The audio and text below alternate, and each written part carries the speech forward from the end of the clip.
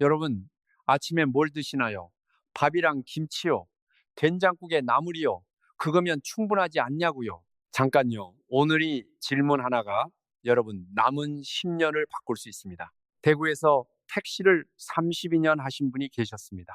오늘 66이십니다. 이분이 작년 9월에 처음으로 계단에서 멈추셨습니다. 지하철 7계단이었습니다. 7계단입니다. 이분 평생 다리 쓰신 분입니다. 그런데 7계단에서 손잡이를 잡으셨습니다. 병원에 가셨습니다. 사진을 찍었습니다. 연골은 멀쩡했습니다. 이분이 집에 오시면서 이런 생각을 하셨답니다. 아, 이게 나이구나. 저는 이 말이 제일 무섭습니다. 왜냐하면 그 말이 정답이 아니기 때문입니다. 오늘 저는 이분 몸속에서 실제로 무슨 일이 벌어졌는지 알려드리겠습니다. 그리고 여러분 몸에서 지금 같은 일이 벌어지고 있는지 확인하는 방법도 알려드리겠습니다. 세 가지 검사입니다. 집에서 3분이면 됩니다. 돈 한 푼 안 듭니다. 그리고 오늘 말씀드릴 내용에는 병원에서 잘 안 알려주시는 이야기가 있습니다. 근육이 단순히 팔다리를 움직이는 게 아니라는 이야기입니다. 근육이 없어지면 우리 몸 면역도 무너진다는 이야기입니다. 그리고 아침밥상에서 뭘 빼야 하는 게 아니라 뭘 올려야 하는지 알려드리겠습니다. 먼저 여러분 몸을 먼저 확인해 보겠습니다. 세 가지입니다. 첫 번째입니다. 지금 앉아 계신 자리에서 종아리를 재보시겠습니다. 의자에 앉으십시오. 발바닥은 바닥에 딱 붙이십시오. 무릎은 직각으로 구부리십시오. 종아리에서 가장 굵은 부분을 찾으십시오. 보통 무릎 아래 한 연쯤 됩니다. 줄자가 있으시면 재시고요. 없으시면 방법이 있습니다. 양손 엄지와 검지로 동그라미를 만드십시오. 그 동그라미로 종아리 가장 굵은 데를 감싸 보십시오. 손가락이 안 닿으시면 아직 괜찮습니다. 딱 맞게 닿으시면 조금 주의하셔야 합니다. 손가락이 겹칠 만큼 헐렁하게 들어가시면 신호입니다. 기준은 남자 어르신 34cm, 여자 어르신 33cm입니다. 이게 장난 같아 보이시죠? 아닙니다. 아시아 노년의학 연구자들이 모여서 만든 진단 지침에 나오는 검사입니다. 작년에 국제 노년의학 학술지에 실린 연구에서요. 종아리 둘레가 근감소증을 예측하는 가장 신뢰도 높은 지표 중 하나였습니다. 종아리는 거짓말을 못합니다. 서 있기만 해도 쉬지 않고 일하는 근육이 거기 있거든요. 그 근육이 가늘어졌다는 건 몸이 근육을 내다 팔기 시작했다는 뜻입니다. 두 번째 검사입니다. 의자에서 일어서기입니다. 등받이 있는 의자를 벽에 붙이세요. 바퀴 달린 의자는 안 됩니다. 넘어지십니다. 팔짱을 끼십시오. 손으로 무릎이나 팔걸이를 짚으면 안 됩니다. 이 자세에서 완전히 일어났다가 완전히 앉기를 5번 하십시오. 휴대폰 초시계로 재십시오. 12초가 기준입니다. 12초를 넘으시면 근감소증이 의심된다고 봅니다. 어지러우시거나 무릎이 많이 아프시면 하지 마십시오. 혼자 계실 때도 하지 마십시오. 이건 시험이 아닙니다. 다치시면 오늘 이야기가 다 헛일이 됩니다. 세 번째는 5가지 질문입니다. 하나, 4.5kg짜리 물건을 들어올리기가 힘드십니까? 쌀 5kg 한 포대 생각하시면 됩니다. 둘, 방을 가로질러 걸어가는 게 힘드십니까? 셋, 의자나 침대에서 일어나는 게 힘드십니까?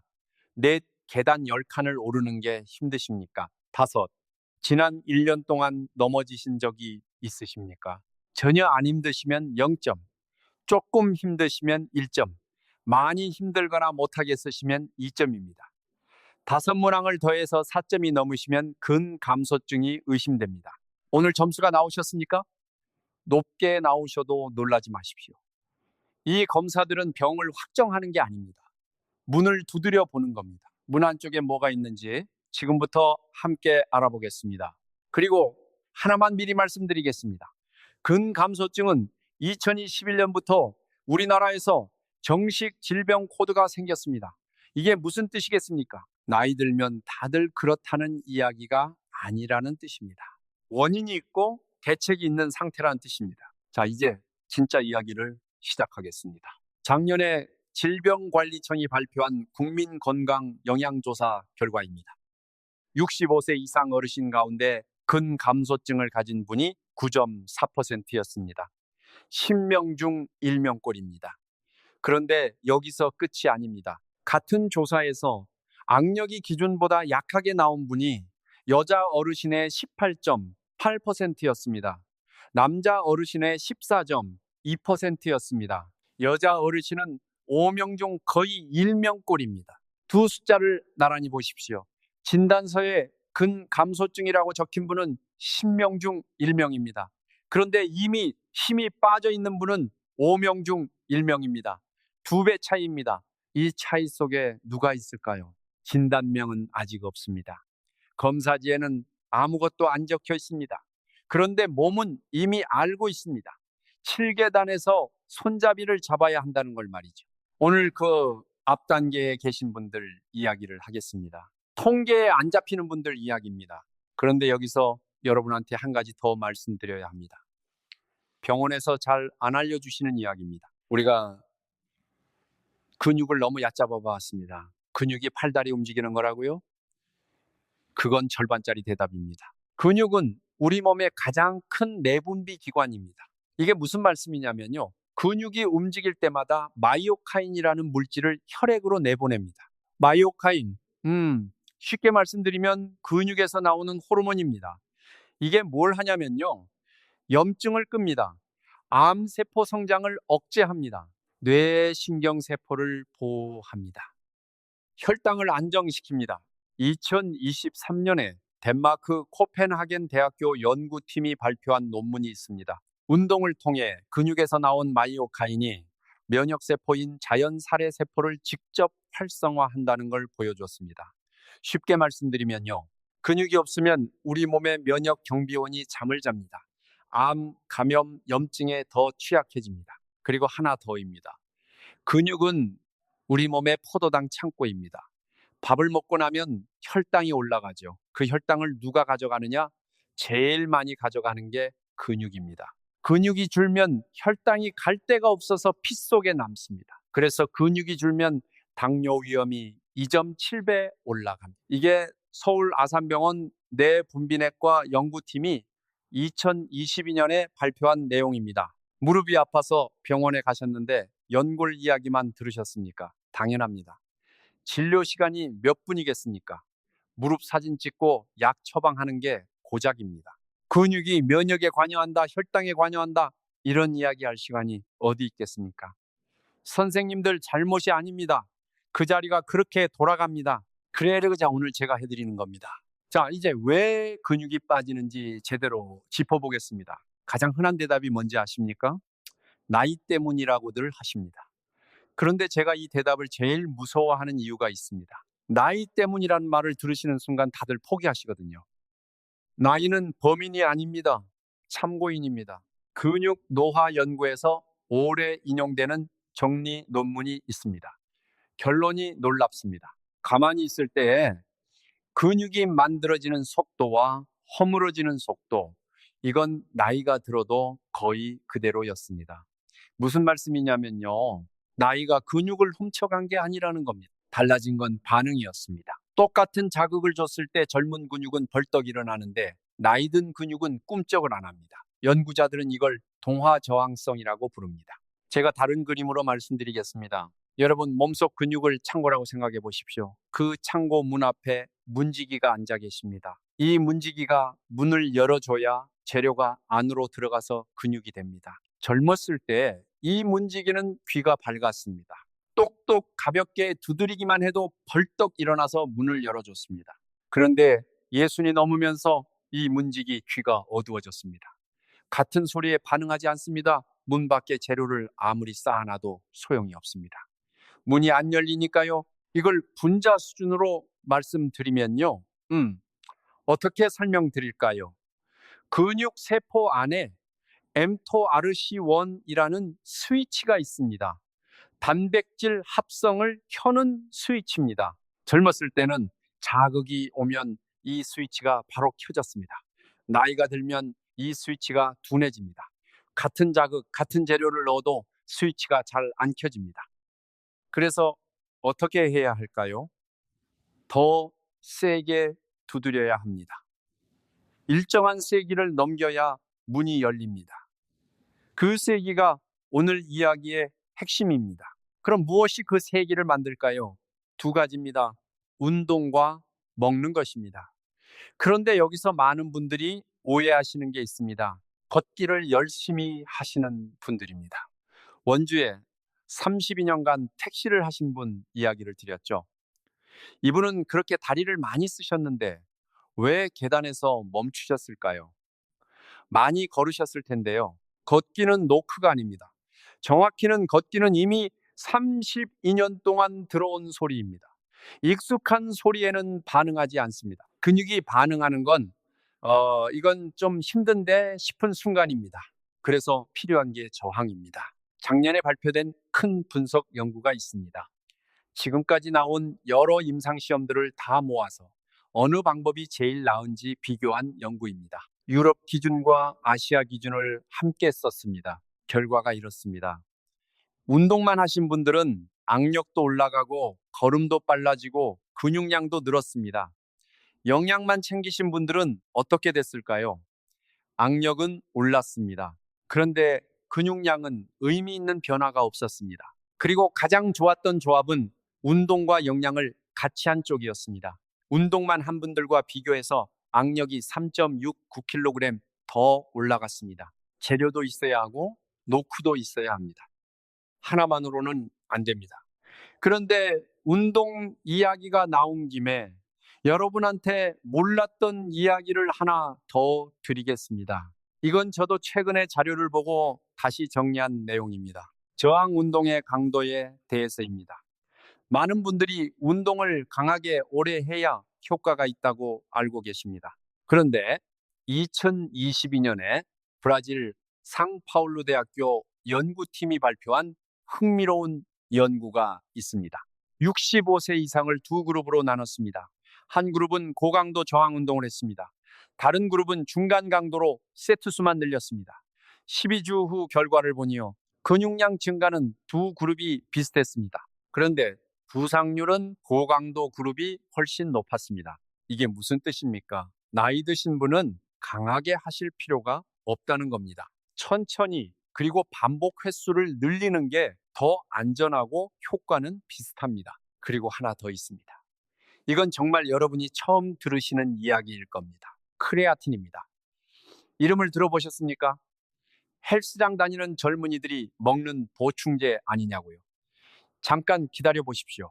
2023년에 브리티시 컬럼비아 대학교 연구팀이 메타 분석을 발표했습니다. 65세 이상 대상으로 한 22개 임상시험을 종합한 결과입니다. 크레아틴을 복용하면서 저항 운동을 한 그룹이 운동만 한 그룹보다 제지방 근육량이 유의미하게 더 증가했습니다. 그리고 주목할 점이 있습니다. 신장 기능이 정상인 분들한테는 안전했습니다. 부작용 보고도 크지 않았습니다. 잠깐 다시 말씀드릴게요. 이게 근육에 좋다는 이야기는 많이 아셨을 겁니다.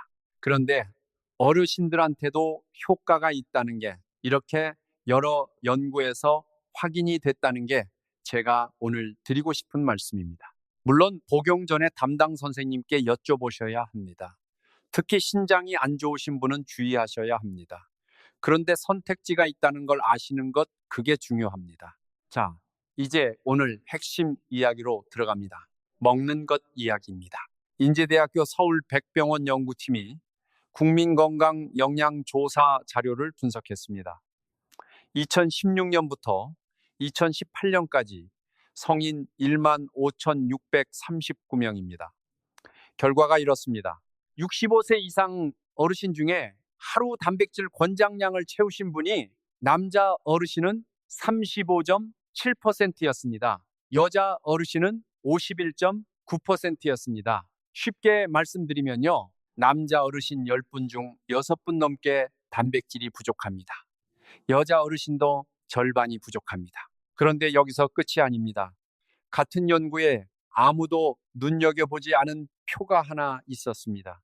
저는 이 표를 보고 등이 서늘했습니다. 하루 단백질을 세 끼에 어떻게 나누어 드시냐는 표입니다. 아침에 17.4%, 점심에 32.6%, 저녁에 38.4%. 여자 어르신도 비슷했습니다. 아침 19.1%, 저녁 34.8%. 이 숫자를 눈으로 그려보십시오. 아침 밥상 위에 단백질이 손톱만 합니다. 저녁 밥상에 2배 넘게 있습니다. 그리고 이 연구에 이런 문장이 있었습니다. 어르신들의 경우 아침, 점심, 저녁, 간식 모두에서 단백질을 가장 많이 공급한 식품이 공유, 즉 쌀밥이었습니다. 밥입니다. 고기도, 생선도, 두부도, 계란도 아니었습니다. 우리 어르신들의 단백질 1등 공급원이 3끼 모두 밥이었습니다. 밥에도 단백질은 있습니다. 한 공기에 6g쯤 됩니다. 그런데 밥의 단백질은 근육 문지기를 깨우는 데 필요한 아미노산이 아주 적습니다. 소리가 약합니다. 이제 아까 말씀드린 그 단어를 꺼내겠습니다. 문턱입니다. 문지기 귀가 어두워졌으니 어떻게 해야 할까요? 더 세게 두드려야 합니다. 일정한 세기를 넘겨야 그제야 반응합니다. 그 세기가 숫자로 정해져 있습니다.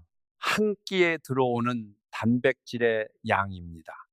나이 드신 분은 한 끼에 체중 1kg당 0.4g이 필요합니다. 60kg이시면 한 끼에 24g입니다. 대략 25g에서 30g 사이를 이야기합니다. 그리고 그 안에 들어있는 류신이라는 아미노산입니다. 이게 근육 문지기를 깨우는 소리입니다. 나이 드신 분은 한 끼에 3g쯤 있어야 문이 열립니다. 젊은 사람은 2.5g이면 됩니다. 그런데 나이 드신 분은 3g이 있어야 합니다. 여기서 아주 중요한 실험 하나를 말씀드리겠습니다. 나이 드신 분들을 두 편으로 나눴습니다. 아미노산 총량은 똑같이 줬습니다. 그런데 한쪽만 유신 비율을 26%에서 41%로 올렸습니다. 결과가 어떻게 됐을까요? 류신을 올린 쪽만 근육 합병이 올라갔습니다. 총량이 똑같은데도 말이죠. 양이 아니라 질이라는 뜻입니다. 그리고 타이밍이라는 뜻입니다. 타이밍이요? 이게 왜 나오냐고요? 잠시만요. 이것도 오늘 처음 들으시는 이야기입니다. 운동을 하고 나서 우리 몸의 근육 합성의 창이 열립니다. 운동 직후 약 30분에서 1시간 안에 단백질을 드시면 근육으로 가는 비율이 훨씬 높아집니다. 이걸 운동 후 아나볼릭 윈도우라고 합니다. 그런데 우리 어르신들은 어떻게 하십니까? 아침에 일어나서 운동을 조금 하고 샤워하고 그러다 보면 점심이 됩니다.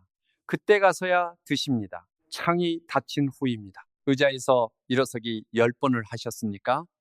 바로 계란을 삶으십시오. 30분 안에 드십시오.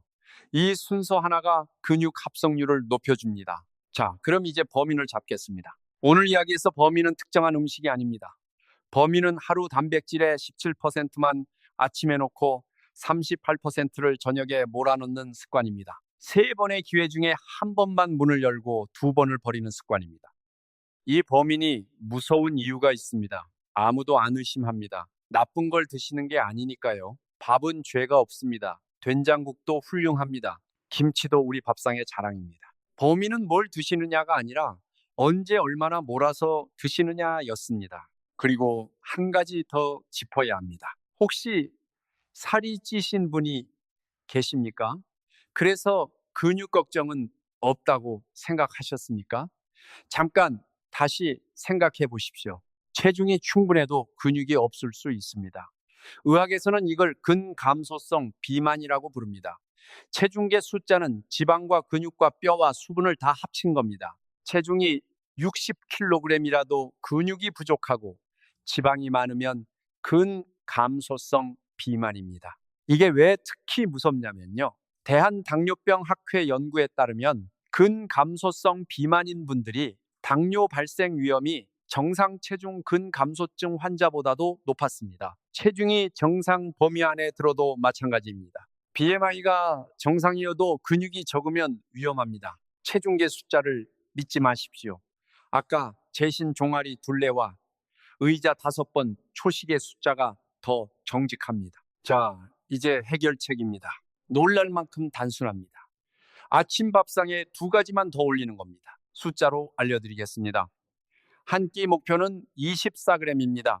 60kg 기준입니다. 흔한 음식이 몇 그램인지 5가지만 기억하시면 평생 씁니다. 계란 1개는 6g입니다. 우유 1컵 200ml는 6g입니다. 두부 반모 대략 150g은 12g입니다. 생선 한 토막은 15g쯤 됩니다. 밥 한 공기는 6g입니다. 그리고 하나 더 꼭 아셔야 합니다. 김치, 나물, 콩나물, 시금치 이런 것들은 단백질이 거의 0입니다. 우리 아침 밥상의 절반이 0이었던 겁니다. 계산해 보겠습니다. 원래 아침이 밥 한 공기에 국 한 그릇, 김치, 나물이라면요. 단백질이 8g에서 9g쯤 됩니다. 여기에 계란 2개를 삶아서 올립니다. 12g 추가입니다. 우유 한 컵을 드십니다. 6g 추가입니다. 합이 27g입니다. 문턱을 넘었습니다. 돈이 얼마나 듭니까? 계란 2개와 우유 한 컵이면 1영원 남짓입니다. 조리 시간은요, 계란 삶는데 10분입니다. 전날 저녁에 미리 삶아서 냉장고에 넣어두시면 아침엔 껍질만 까면 됩니다. 새 반찬을 배우실 필요가 없습니다. 계란이 싫으시면요, 두부 반모를 썰어서 간장 조금 뿌려 드세요. 12g입니다. 굽지 않으셔도 됩니다. 거기에 우유 한 컵이면 18g입니다. 그러면 밥이랑 합쳐서 24g쯤 됩니다. 문이 열립니다. 우유가 안 받으시는 분도 계십니다. 나이 드시면 우유 마시고 배가 부글거리시는 분이 많습니다. 그러면 두유로 바꾸십시오. 제품 뒷면을 한번 보십시오. 단백질 6g 넘는 걸로 고르십시오. 요거트도 됩니다. 그리고 앞서 말씀드린 것처럼 운동 직후 30분 안에 드시면 더 효과적입니다. 의자에서 일어서기를 먼저 하고 그 다음 아침을 드십시오. 이제 하루 3끼를 통째로 다시 짜보겠습니다. 아침입니다. 원래대로 밥, 국, 김치 드십시오. 거기에 계란 2개와 우유 1컵, 27g입니다. 문 열립니다. 점심입니다. 칼국수를 자주 드신다면 8g쯤 됩니다. 여기에 계란 하나를 풀어 넣으십시오. 6g 추가, 두부 반 모를 곁들이십시오. 12g 추가, 합이 26g입니다. 문 열립니다. 저녁입니다. 사실 저녁은 이미 대부분 넘기고 계십니다. 생선 한 토막에 밥이면 21g쯤 됩니다. 거기에 두부나 계란 하나면 문이 열립니다. 여러분, 제가 여러분한테 뭘 끊으라고 했습니까? 아무것도 없습니다. 밥 그대로, 국 그대로, 김치 그대로입니다. 없앤 게 아니라 얹은 겁니다. 계란 2, 우유 1컵, 두부 1모. 이게 오늘 처방의 전부입니다. 그런데 여기서 꼭 짚고 가야 할 게 있습니다.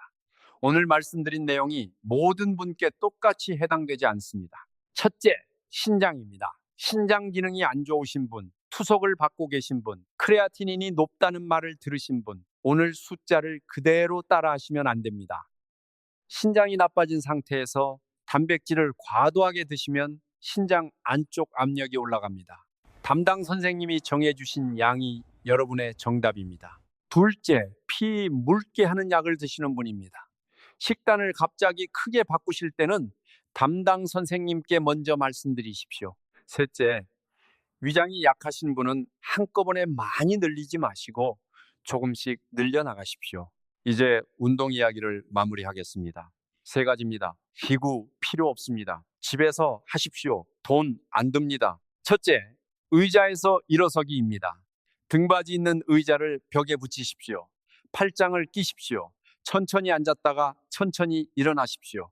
빨리 하실 필요 없습니다. 오히려 천천히 할수록 근육이 더 일합니다. 처음에는 10번, 익숙해지시면 10번씩 2세트로 늘리십시오. 허벅지 앞쪽 근육을 씁니다. 무릎을 받쳐주는 바로 그 근육입니다. 둘째, 벽 밀기입니다. 벽에서 한 걸음 떨어져 서십시오. 손바닥을 벽에 대십시오. 팔꿈치를 천천히 구부려 몸을 벽 쪽으로 붙이고 밀어내십시오. 10번이면 충분합니다. 셋째, 발 뒤꿈치 들기입니다. 싱크대나 식탁을 잡고 서십시오. 발 뒤꿈치를 천천히 들어 올리십시오. 하나, 둘, 셋, 세고 천천히 내리십시오.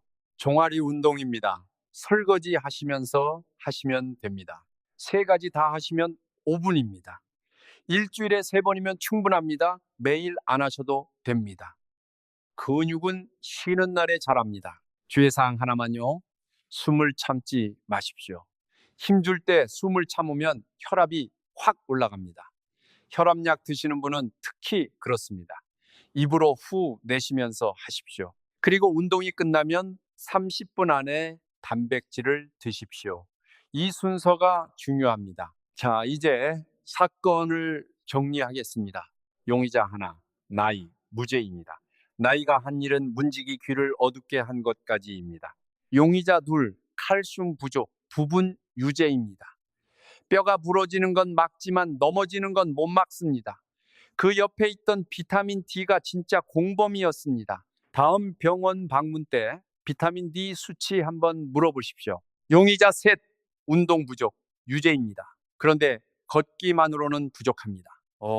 이건 좀 힘든데 싶은 저항이 있어야 합니다. 단, 강하게 하실 필요 없습니다. 천천히 반복이 핵심입니다. 용의자 넷, 단백질 부족, 유죄입니다. 그런데 총량도 문제지만 더 큰 문제는 배분입니다. 그리고 주범이 있습니다. 하루 단백질의 17%만 아침에 놓고 38%를 저녁에 몰아넣는 습관입니다. 3번의 기회 중 1번만 문을 열고 2번을 버리는 습관입니다. 체포 방법은 이렇습니다. 한 끼에 24g, 류신 3g, 아침 밥상에 계란 2개와 우유 1컵 혹은 두부 반모, 그리고 운동 직후 30분 안에 드시는 순서. 세 반찬 배우실 필요 없습니다. 기존 밥상에 2가지만 올리시면 됩니다. 이게 전부입니다. 그리고 오늘 처음 말씀드린 이야기 기억하십니까? 근육이 단순히 팔다리 움직이는 게 아니라는 이야기요. 근육에서 나오는 마이오카인이 면역을 지킵니다. 염증을 끕니다. 혈당을 조절합니다. 뇌를 보호합니다. 아침 밥상에 계란 2개를 올리는 게 단순히 다리 힘 기르는 일이 아닙니다. 우리 몸 전체를 지키는 일입니다. 다음에 병원 가실 때 이 3문장만 종이에 적어 가십시오. 하나, 제 신장 수치로 하루 단백질을 몇 g까지 먹어도 됩니까? 둘, 제 비타민 D 수치가 얼마입니까? 셋, 크레아틴 보충을 시작해도 될 만큼 신장이 건강합니까? 이 3문장이 오늘 영상에서 가장 값진 부분일 수 있습니다. 마지막으로 오늘 이야기에 나온 분들 소식을 전해드리겠습니다. 대구 택시기사님이 계셨죠. 이분이 넉 달 동안 2가지를 하셨습니다. 전날 저녁에 계란 2개를 삶아 냉장고에 넣어두셨습니다. 그리고 아침에 밥상 차리기 전에 의자에서 10번 일어서기를 하셨습니다. 바로 계란을 드셨습니다. 넉 달 뒤 종아리가 31.5cm에서 33cm가 됐습니다. 지하철 7계단을 손잡이 없이 올라가셨습니다. 이분이 뭐라고 하셨는지 아십니까? 나이 때문이 아니었다라고 하셨습니다. 영상 앞부분에서 재신 숫자 기억하십니까? 종아리 둘레와 의자 5번 초식의 숫자. 지금 종이 한 장 꺼내십시오. 오늘 날짜를 적으십시오. 그 옆에 2 숫자를 적으십시오. 냉장고에 붙여 두십시오. 넉 달 뒤에 같은 자리에서 다시 재보십시오. 그 종이가 어떤 검사지보다 정직할 겁니다. 오늘 밤에 계란 2개만 삶아 두십시오. 내일 아침 밥상 옆에 놓아 두십시오. 넉 달 뒤에 종아리가 대답할 겁니다. 오늘 이 영상이 도움이 되셨다면 좋아요와 구독 부탁드립니다. 더 많은 분들께 이 정보가 전달될 수 있습니다. 건강한 내일을 위해 오늘 시작하세요.